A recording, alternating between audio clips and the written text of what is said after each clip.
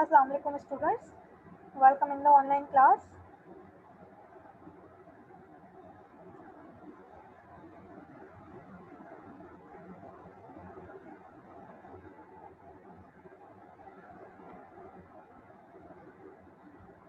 I am gonna wait for few more minutes so other students can also join if they want to join. Then I will start the lecture. Okay. जी miss ठीक है.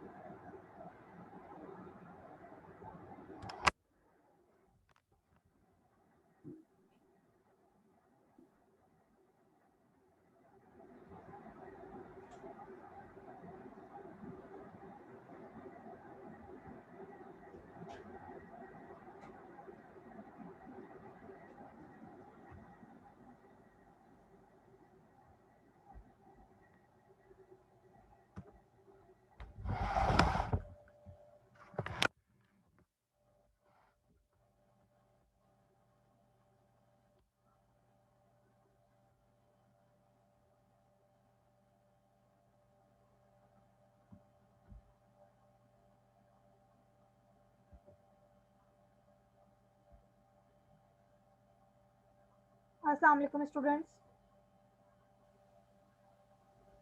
वालेकुम अस्सलाम.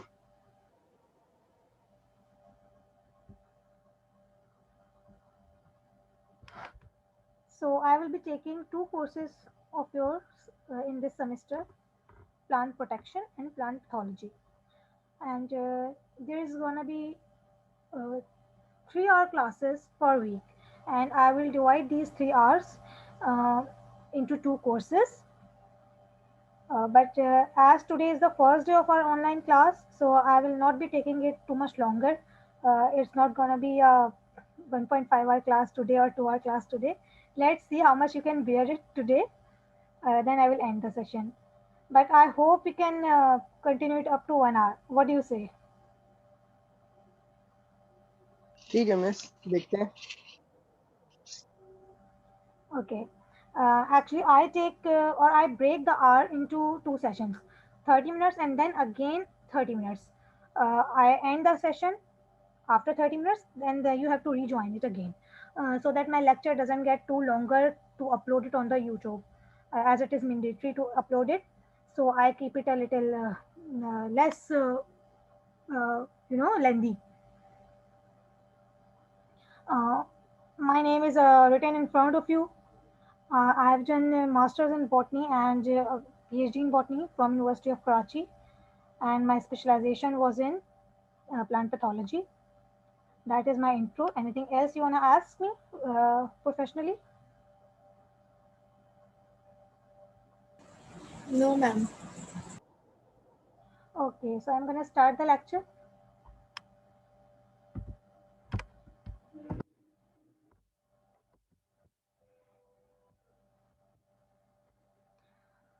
In this course, we will study about pests. What is pest? Paste कोई भी ऐसी चीज़ हो सकती है जो हमारे लिए अनवांटेड हो, कोई भी ऐसी लिविंग थिंग जो कि हमारी क्रॉप्स के लिए, हमारे पर्सनल बीइंग के लिए, हमारे साजो सामान के लिए, किसी भी चीज़ के लिए अगर नुकसानदेह है तो हम उसे पेस्ट डेजिग्नेट करते हैं. Sometimes an organism is not pest in itself, कि वो पैरासिटिक भी नहीं होता है या वो इतना ज़्यादा हार्मफुल भी नहीं होता है, लेकिन जब उसकी तादाद बढ़ जाए, क्योंकि दुनिया में हर चीज़ इकोसिस्टम को बैलेंस रखने के लिए तो ज़रूरी है, तो हम हर चीज़ को, अगर ये इंसान अगर हर चीज़ को ये डेजिग्नेट कर दें कि दिस इज़ अ पेस्ट और this is an unwanted thing और this is a harmful thing, then we may damage every other organism except ourselves. So we can't designate everything as pest. So there is a certain level that has to reach a certain organism, उसके बाद ही हम उसे designate कर सकते हैं या कह सकते हैं कि हाँ ये पेस्ट है. हर चीज़ हमेशा पेस्ट के क्राइटेरिया पे पूरी नहीं उतरती है. ये हम आगे पढ़ेंगे। लेकिन नॉर्मली हम देखते हैं कि बहुत सारे बग्स हैं, इंसेक्ट्स हैं, वो हमारे लिए हार्मफुल होते हैं। एंड मोस्ट ऑफ दैम तब हार्मफुल होते हैं जब वो एक सर्टेन लेवल से ऊपर पहुंच जाए। जैसे कि अगर हम आंट्स की बात करें तो obviously ants are very much necessary to maintain the ecology in the world. Ecology को मेंटेन करने के लिए भी, ये सिस्टम को साफ रखने के लिए भी they are very much important. लेकिन अगर वो हद से ज़्यादा बढ़ जाए तो हम अपने घरों में जगह जगह पाउडर्स का का छिड़काव करते हैं, पेस्टिसाइड्स का छिड़काव करते हैं कि भाई ये बहुत ज़्यादा हो गई हैं। I hope you are getting the point. जी miss. Okay. So pest could be anything. It could be an animal or it could be a plant also, which is harmful to humans or human concerns. The term is particularly used for creatures that damages crops, livestock and forestry और cause a nuisance to people, especially in their homes. मतलब हमारे घरों में भी अगर कुछ हमें परेशान करी हो, जैसे कि the thing you are seeing in front of you, a rat. So that can be designated as pest. Pest is status determination of any insect. How do we determine that an insect is a pest? So there are four criteria on which it is based, or there are certain values which you are gonna study further. पहली चीज़, अगर तो number बहुत increase हो जाए, तादाद में बहुत बढ़ जाए, तो हम कहते हैं कि that organism is paste. Now changes in the type of damage. Most of the, or you can say, not most, but many insects are herbivores, so they feed on plants, especially their larval stages feed करती हैं plants के ऊपर। लेकिन जो damage वो पहले करते हों और उसके बाद आप देखें कुछ हफ्ते के बाद तो डैमेज की नौयत में चेंज आ रहा है। जैसे उनका फीडिंग बिहेवियर पहले था, अब वैसा फीडिंग बिहेवियर नहीं है, चेंज है। तो डैमेज डिफरेंट नौयत का हो रहा है, तो भी हम उसे पेस्ट डेजिग्नेट करते हैं, नॉर्मल से हट के अगर हो रहा है। Change in the method of cultivation, हमारे कल्टीवेशन मैथड्स की भी अगर बदल जाएं, जिस क्रॉप को हम पहले जिस तरह से कल्टीवेट करते थे उस तरह से नहीं कर रहे हैं, हमने मौसम बदल दिया, टेम्परेचर को चेंज कर दिया, या हमने अपनी वैरायटी चेंज कर ली क्रॉप की, तो इन तमाम चीज़ों की वजह से भी कोई पेस्ट जो पहले पेस्ट नहीं था, कोई इंसेक्ट जो पहले हार्मफुल नहीं था, बाद में हार्मफुल बन जाता है। उसकी तादाद या तो बढ़ने लगती है बहुत ज़्यादा, या उसका फीडिंग मेथड चेंज हो जाता है। तो these things can make an insect a paste. Fluctuation of market value of crop, let's say पहले हम 1 टन आलू बेचते थे और उसके अंदर कुछ अगर डिजीज होते थे, तब भी हमारा 1 टन आलू आराम से बिक जाता था, क्योंकि उसके अंदर अगर 10, 15, 20 या कह लो कि 2, 3 किलो भी अगर ख़राब निकल जाए तो इतना कोई मार्केट वैल्यू का फ़र्क नहीं पड़ता था। लेकिन अगर मार्केट वैल्यू में बहुत ज़्यादा फ्लक्चुएशन आने लगे और आपको बहुत ज़्यादा अच्छी क्रॉप प्रोड्यूस करने की डिमांड की जाने लगे, तो फिर आप मामूली से डैमेज को भी एक्सेप्ट नहीं करेंगे, और जो भी पेस्ट आपके सराउंडिंग में मौजूद होगा, जो भी उस क्रॉप को ख़राब कर रहा होगा, हम उसे पेस्ट डेजिग्नेट करेंगे। Wait for a second.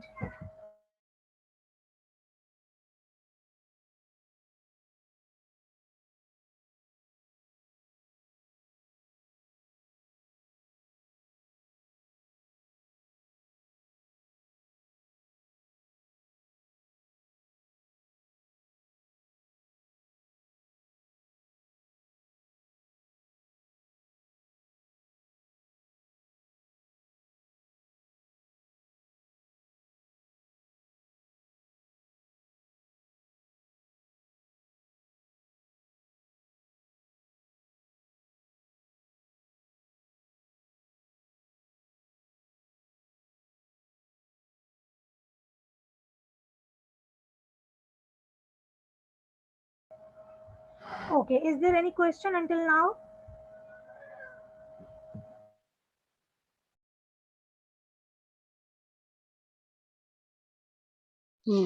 बस ये फ्लक्चुएशन ऑफ मार्केट वैल्यू दोबारा समझा दी।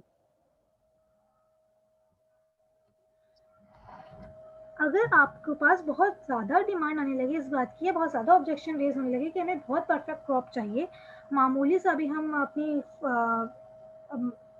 जो भी आपका सप्लायर है और डिमांडर है, बायर है, बायर कहे कि नहीं मुझे एक भी आलू जो है वो ख़राब नहीं चाहिए, चिप्स की फैक्ट्री आपसे आलू ख़रीद रही है और उसको एक भी आलू ख़राब नहीं चाहिए, तो फिर आपकी क्रॉप को जो भी चीज़ नुकसान पहुंचा रही होगी, चाहे वो इंसेक्ट्स की तादाद कम ही क्यों ना हो, आपको वो भी बहुत बुरे लगेंगे, क्योंकि वो 4 आलू खराब करके ही जाएंगे। तो फिर तो आपके लिए वो थोड़े से इंसेक्ट्स भी पेस्ट ही होंगे।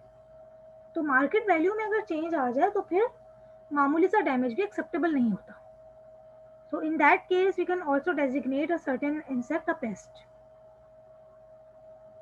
ठीक है मिस।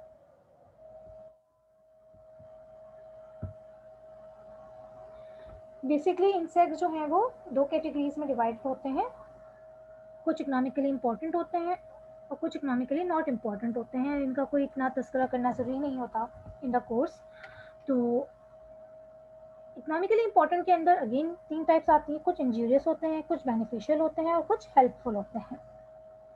इंजूरियस जो है वो हमारे प्लांट प्रोटेक्शन के कोर्स में हमारे बहुत इंपॉर्टेंट है, और हेल्पफुल की कुछ कैटेगरीज। इंजूरियस क्या होते हैं? Paste of crop and plants. उनके अंदर हम 3 तरीके से इसको डिवाइड कर सकते हैं इसको: agricultural entomology, forest entomology and storage entomology.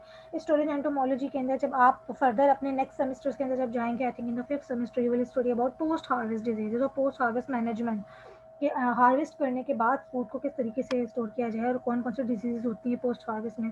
तो वहाँ पे भी इंसेक्ट्स जो है वो क्रॉप को नुकसान पहुंचाते हैं। But in the current course the focus will be on agricultural entomology, कि इन द फील्ड कौन कौन से पेस्ट जो हैं वो हार्मफुल होते हैं और उनको कंट्रोल मेथड्स क्या क्या हो सकते हैं। ठीक है। बेनिफिशियल भी होते हैं इंसेक्ट्स, जैसे कि हनी बी या सिल्कवॉर्म्स। इंसेक्ट्स को in the some parts of the world food के तौर पे भी खाया जाता है। मेडिसिनल वैल्यू भी होती है इनकी, और इकोनॉमिकल एस्थेटिक वैल्यू भी होती है, क्योंकि इनसे समटाइम्स डाई भी एक्सट्रैक्ट आउट की जाती हैं। एंड हेल्पफुल के अंदर predators, parasitoids, these are important that you will study in the course outline. फिर पॉलिनेटर्स होते हैं। ऑब्वियसली इंसेक्ट्स पॉलिनेशन करते हैं। जब एक इंसेक्ट दूसरे इंसेक्ट एक इंसेक्ट एक फ्लावर से नेक्टर सक करता है और दूसरे फ्लावर के ऊपर जाता है, तो पहले फ्लावर के पॉलन ग्रेन को दूसरे पर ट्रांसफर करता है। That you studied earlier in your early classes. कुछ इंसेक्ट जो हैं वो वीड किलर्स होते हैं, तो जो हमारे अनवांटेड प्लांट्स होते हैं उनको किल करते हैं। Unwanted plants are weeds. Certain are scavengers होते हैं जो कि किसी और इंसेक्ट को हंट करते हैं।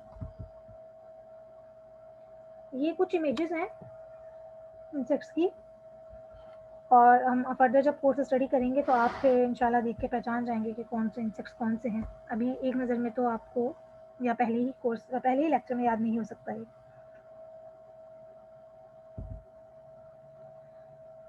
सो this is how much insect can be important to us, कि पेस्ट जो इंसेक्ट्स कह लें या ओवरऑल पेस्ट जो हैं वो कितने इंपॉर्टेंट है हमारे लिए, क्योंकि 18% जो है वो क्रॉप का लॉस करते हैं paste all over the world. कुछ जो है वो पैथोजन से लॉस होता है जिन्हें हम डिजीजेस कहते हैं नॉर्मली। कुछ लॉसेस इंसेक्ट्स के थ्रू होते हैं, कुछ वीड्स करते हैं, कुछ जो है वो rodents and other bigger animals losses करते हैं। अब बात आती है बहुत इंपॉर्टेंट, कि कौन कौन से पैरामीटर्स हैं जिनकी बुनियाद पे हम ये डिटरमाइन करते हैं कि पेस्ट जो है वो कोई इंसेक्ट पेस्ट है। First thing, general equilibrium position. ये एवरेज पॉपुलेशन डेंसिटी होती है overall for longer time period, जैसे कि पूरा साल या पूरा सीजन। कितना एक इक्विलिब्रियम रहता है किसी इंसेक्ट का इन द एनवायरनमेंट, किस तादाद में रहता है कोई भी इंसेक्ट, तो वो उसकी जनरल इक्विलिब्रियम पोजीशन होती है। It is an average population density of insect over a long period of time which is unaffected by temporary intervention of pest control. However, the economic injury level may be at any level well above or below the general equilibrium. ये बात हम आगे समझेंगे। Last line, general equilibrium position वो तादाद है जो कि पाई जाती है ओवरऑल इन द फील्ड और in any area, in any country, in any field और किसी भी इंसेक्ट की। जैसे कि तादाद है शहद की मक्खियों की, हम कहेंगे एक पर्टिकुलर रीजन के अंदर, एक खेत के अंदर हम बात कर लें तो 50 पाई जाती हैं या 100 पाई जाती हैं, तो इनका जनरल इक्विलिब्रियम पोजीशन होगा। और ये जो तादाद है मोर और लेस अप डाउन होती है, ज़्यादा फर्क नहीं पड़ता। तो ये जनरल इक्विलिब्रियम पोजीशन है। Then economic threshold level, ETL, population density at which control measures should be implemented to prevent an increasing pest population from reaching the ETL. Economic threshold level जो है वो पॉइंट है जिसके बाद अगर तादाद बढ़े इंसेक्ट की तो फिर जो है वो क्रॉप को डैमेज होगा और हमें जो है वो मतलब फसल के अंदर percentage of damage will be increase और हमें एक इकोनॉमिक का लॉस मिलेगा। एक माइन्यूट लॉस तक एक्सेप्टेबल होता है लेकिन इकोनॉमिक थ्रेशोल्ड लेवल अगर एक्सीड कर जाए पेस्ट की तादाद तो फिर वो ज़्यादा लॉस कॉज करेगी। तो इकोनॉमिक थ्रेशोल्ड लेवल वो तादाद है इंसेक्ट की जिस पर अगर हम जिस तक पहुंचने से पहले या जिसके ऊपर जाने से पहले अगर आप कंट्रोल मेजर्स अप्लाई कर लें फील्ड के ऊपर, जैसे कि पेस्टिसाइड का स्प्रे कर दिया आपने या आपने इराडिकेट कर दिए, वीड्स को साइडों से हटा दिया, अगर हम वीड्स की बात करते हैं, कोई आपने मेथड अप्लाई कर लिया पेस्ट को कंट्रोल करने के लिए तो फिर आपकी क्रॉप बच जाएगी और ज़्यादा डैमेज नहीं होगा। तो वो एक पर्टिकुलर तादाद है ये पेस्ट की। Economic injury level, lowest population density that will cause economic damage.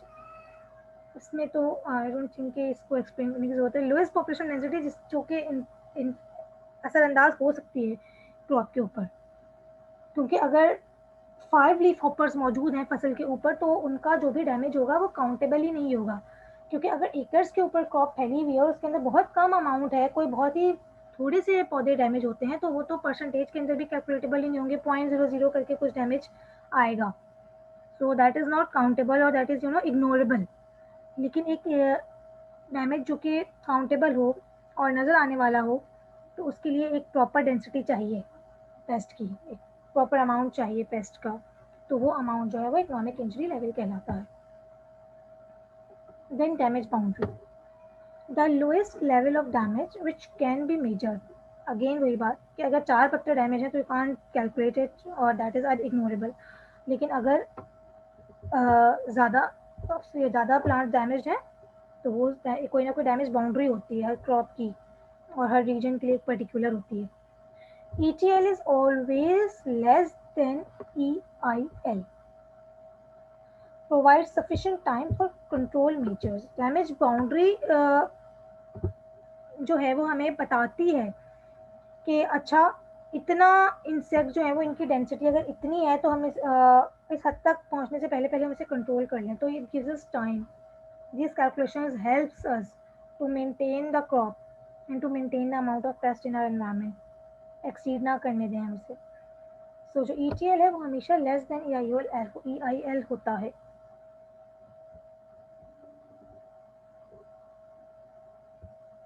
Is there any question in this? No, miss.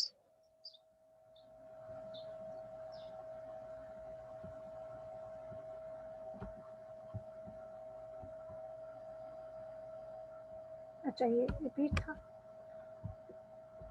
Paste जो है वो बनते कैसे हैं, क्योंकि हमेशा हर चीज़ पेस्ट नहीं होती है, कुछ चीज़ें हमेशा ही पेस्ट के तौर पे एक्ट करी होती हैं, लेकिन बाज़ दफ़ा हमारी अपनी मिस प्रैक्टिसेस की वजह से सर्टेन इंसेक्ट जो हैं वो पेस्ट डेजिग्नेट हो जाते हैं, जैसे कि deforestation and bringing under cultivation.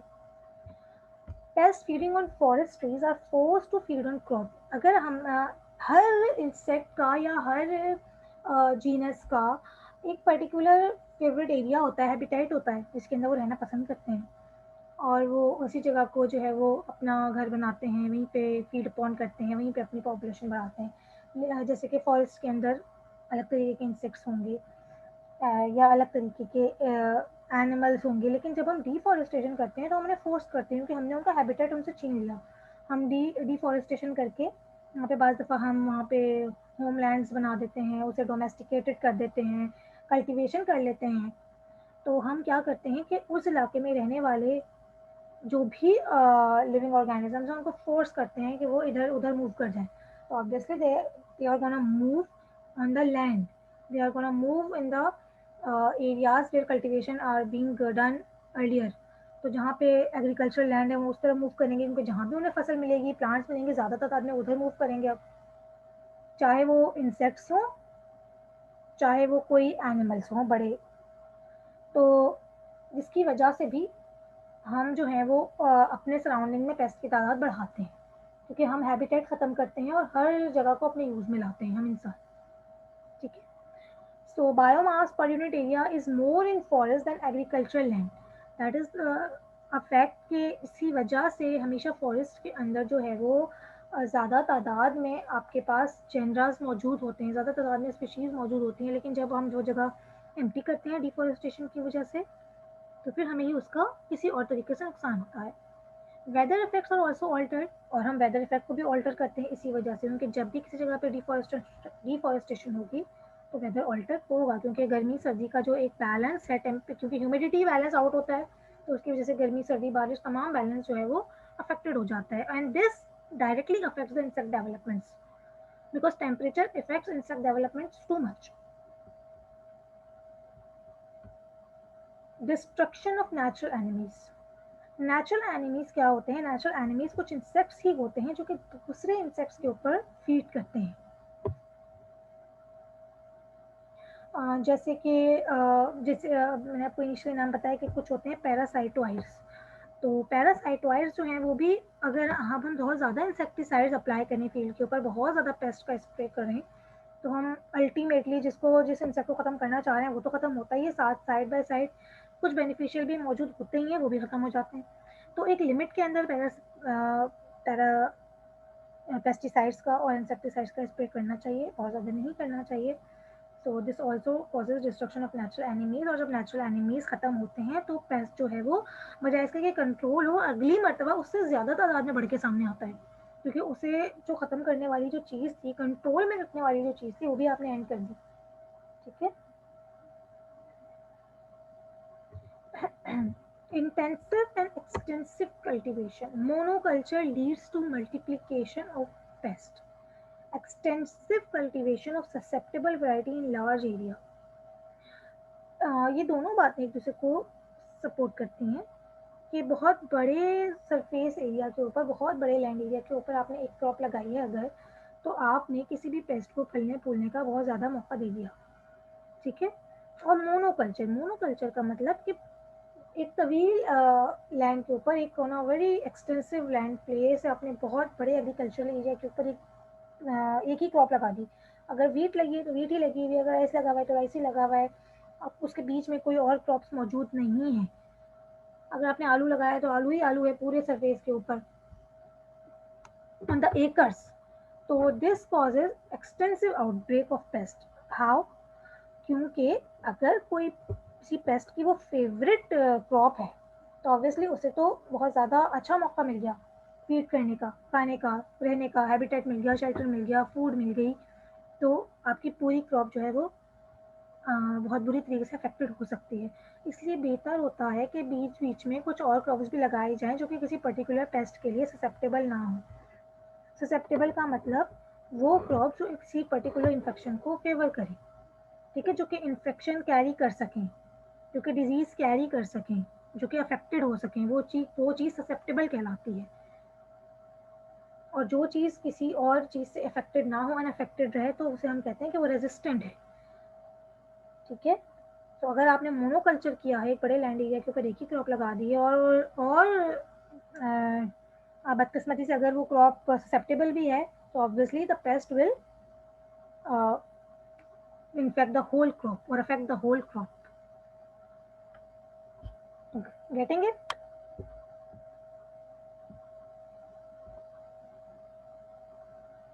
समझ आया है?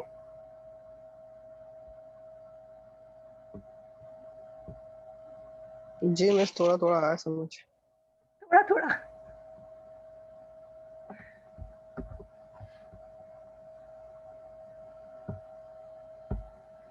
फिर दूसरी चीज, introduction of new varieties and crops. Varieties with favorable physiological and morphological factors cause multiplication of insects. कुछ वैराइटीज ऐसी होती हैं जो कि किसी भी पर्टिकुलर इंसेक्ट के लिए बहुत फेवरेबल होती हैं, कि जिसे कहते हैं ना पसंदीदा फूड है हमारी। तो जो सक्यूलेंट ड्वार्फ राइस वैराइटीज होती हैं वो लीफ फोल्डर इंसेक्ट के लिए बहुत फेवरेट होती हैं, उसके ऊपर बहुत अच्छा फीड करता है। तो अगर आपके एरिया में कोई पर्टिकुलर पैथोजन है, उसका पर्टिकुलर आपने फेवरेट क्रॉप उगा दिया, तो फिर आप नहीं कंट्रोल कर पाएंगे उस पेस्ट को। ठीक है, क्योंकि उसके ऊपर बहुत अच्छे से उसकी वो होगी, रिप्रोडक्शन होगी, क्योंकि उसे फूड अच्छा मिला है तो वो रिप्रोड्यूस भी तेज़ी से करेगा। सो आपको चाहिए कि आप रेजिस्टेंट वैराइटीज़ लगाएं rather than susceptible varieties. Improve agronomic practices,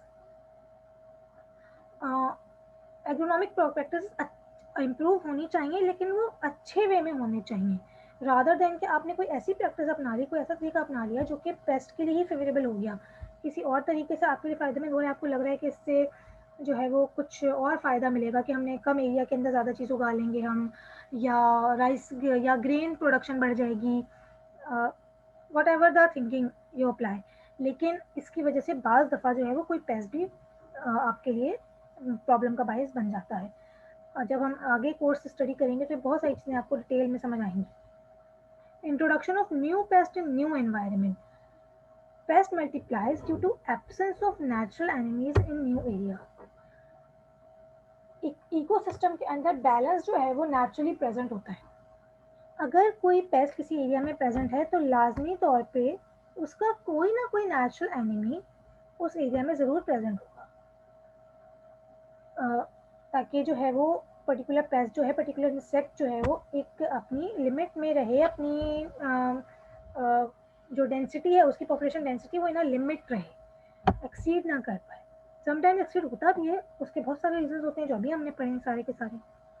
तो लेकिन अगर कोई पेस्ट किसी और रीजन से इंट्रोड्यूस हो जाए हमारे रीजन के अंदर, लेट से कोई यूरोपियन पेस्ट आ जाए इन द एशियन रीजन, जैसे कि यहाँ पे पेस्ट कोई पाकिस्तान के अंदर आ जाए अमेरिका से, तो हमारा और उनका हैबिटेट बहुत अलग है, तो हमारे जो फ्लोरा एंड फौना है वो बहुत डिफरेंट है, यानी प्लांट्स एंड एनिमल्स जो है वो उनका जो भी हमारा क्लासिफिकेशन है, टेक्सोनॉमी है, वो बिल्कुल अलग है। तो कोई भी नेचुरल एनिमी यहाँ पे प्रेजेंट ही नहीं होगा उस पर्टिकुलर पेस्ट के लिए। तो जो इंट्रोड्यूस्ड पेस्ट होते हैं, नई जगह के ऊपर जो पेस्ट इंट्रोड्यूस होते हैं, वो ज़्यादा डैमेज कॉज करते हैं। और इसके होने के, इंट्रोड्यूस होने के बहुत सारे रीजंस होते हैं। बाज़ दफ़ा बाहर से कोई चीज़ इंपोर्ट हुई, कोई लाइव स्टॉक स्पेशली इंपोर्ट हो गया, या कोई खाने पीने की चीज़ें आ गई हैं बाहर से और उनके अंदर उस पेस्ट के एग्स थे, तो एग्स जो है वो मल्टीप्लाई होंगे, फिर वो पेस्ट में इंसेक्ट में कन्वर्ट हो गए, वो इंसेक्ट अगेन रिप्रोडक्शन करेगा, अपनी तादाद बढ़ाएगा। तो all of these things causes introduction of new paste. इसीलिए जो है वो क्वारंटीन बहुत ज़रूरी होता है इन कंट्रीज़। बाहर ममालिक में क्वारंटीन की बहुत अच्छी प्रैक्टिस फॉलो की जाती है कि कोई भी लाइव स्टॉक और कोई भी चीज़ विदाउट एनी सर्टिफिकेशन, मतलब कोई आप अपने कैरेज में रख के नहीं ले जा सकते, अपने हाथ में रख के नहीं ले जा सकते, एयरपोर्ट से एंटर नहीं हो सकते। एयरपोर्ट हो या आपका समुद्री रास्ता हो, कहीं से भी आप ऐसे लेके एंटर नहीं हो सकते चीज़ों को। वो तमाम फ्रूट्स, वेजिटेबल्स, हर चीज़ को जो है वो डिस्कार्ड कर देते हैं, क्योंकि कोई भी चीज़ है वो कैरियर हो सकता है नए पेस्ट का। So that is the reason कि जो कस्टम्स वाले हैं वो कोई भी खाने पीने की चीज़ें और कोई भी लिविंग मैटर जो है वो, उसे लिविंग हो या नॉन लिविंग हो, कोई भी ऐसी चीज़ आपकी पोर्ट से एंटर नहीं होने देते इन द कंट्री और इन द सिटी, क्योंकि these things are carrier of new pest and new pathogens. Even though the thing the fruit is looking healthy, it could be carrying the eggs of certain pathogen or a pest.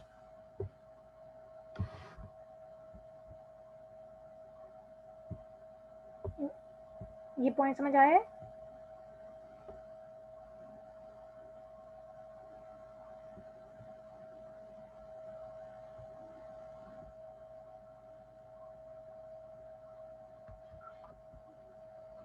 Further, accidental introduction of paste, ये जो बात मैंने आपको अभी बताई है, ये वही वाली बात है कि सम टाइम जो है वो पेस्ट एक्सीडेंटली इंट्रोड्यूस हो जाते हैं और सम टाइम जो है वो हमारी अपनी गलतियों की वजह से होते हैं।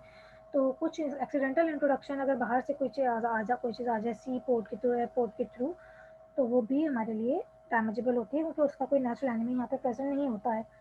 तो वो डायरेक्टली जो है वो उनकी जो तादाद है वो ज़्यादा ही होती है, तो वो पेस्ट ही बनते हैं। Large scale storage of food grains, जब हम स्टोर हाउसेस के अंदर किसी भी फूड को स्टोर करते हैं तो पेस्ट जो है वो स्टोर हाउसेस के अंदर फेवरेबल एनवायरनमेंट मिलता है, नॉर्मली टेम्परेचर जो है वो फेवरेबल हो जाता है, ह्यूमिड एनवायरनमेंट होता है और ज़्यादा तादाद के अंदर ग्रीन्स मैसर हैं या कोई भी फ्रूट मैसर है।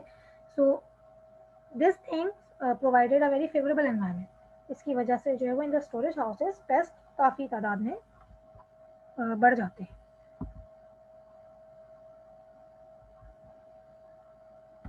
Okay, so 30 minutes are being done. अभी आपको जितना लेक्चर समझाया है समझ आया है?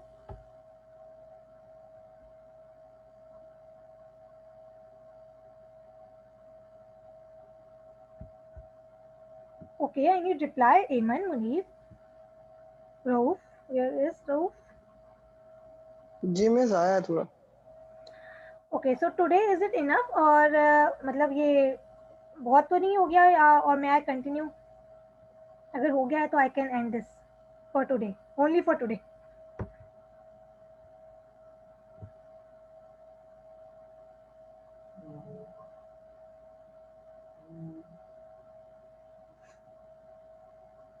See, I am asking because this is a quite new topic for yourself.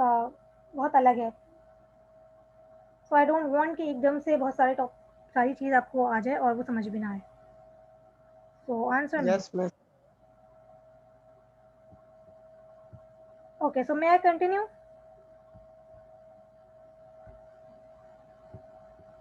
Miss अभी आधी क्लास तो है ही नहीं। क्लास तो देखें, अगर वो बच्चे नहीं आए हैं तो बाद में रिकॉर्डेड लेक्चर्स देख सकते हैं, और ऐसा तो नहीं हो सकता कि अगर बच्चे आ गए हैं तो मैं बाकी क्लास का वेट करती रहूँ।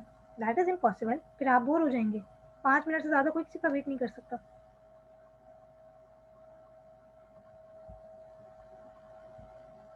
चलिए ठीक है, फिर ऐसा करते हैं कि मैं 30 मिनट्स का नेक्स्ट सेशन स्टार्ट करती हूँ। अभी मैं ये सेशन एंड कर रही हूँ, आप जो है वो काइंडली रीज्वाइन करें विद द सेम लिंक। जो लिंक आपके व्हाट्सएप में मौजूद है उसी से दोबारा ज्वाइन करें। I am ending this session क्योंकि 30 मिनट से ज़्यादा का हो चुका है अभी। ओके।